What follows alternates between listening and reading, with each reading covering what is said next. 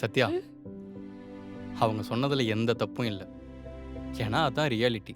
கல்யாணம் ஆகிறதுக்கு முன்னாடி வேணா அது உன் வீடா இருக்கலாம். ஆனால் கல்யாணம் ஆனதுக்கு அப்புறம் புருஷன் வீடு தான் உன் வீடு. இதை அக்செப்ட் பண்ணிக்கிறதுக்கு கொஞ்சம் கஷ்டமாக தான் இருக்கும். ஆனால் போக போக அக்செப்ட் பண்ணிப்பேன். புரியுதுங்க. ஆனா அவங்க ஏன் என்கிட்ட அப்படி நடந்துக்கணும்?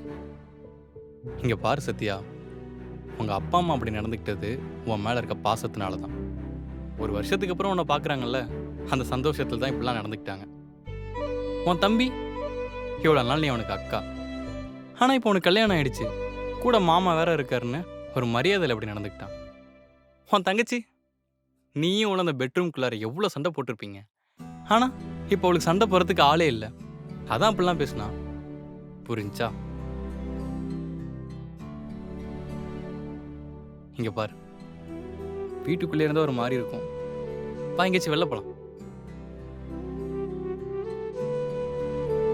நீங்க போங்க, நான் ரெஃப்ரெஷ் ஆயிட்டு வரேன். சரி.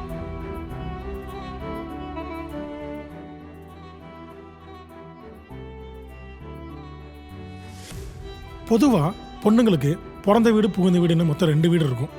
இதில் எந்த வீடு சொந்த வீடுன்னு கேட்டால் கல்யாணத்துக்கு முன்னாடி அப்பா வீடு, கல்யாணத்துக்கு அப்புறம் புருஷன் வீடு, இப்படின்னு அக்செப்ட் பண்ணிக்க வேண்டியதாக இருக்குங்க. இதுதாங்க பொண்ணுங்களோட வாழ்க்கை.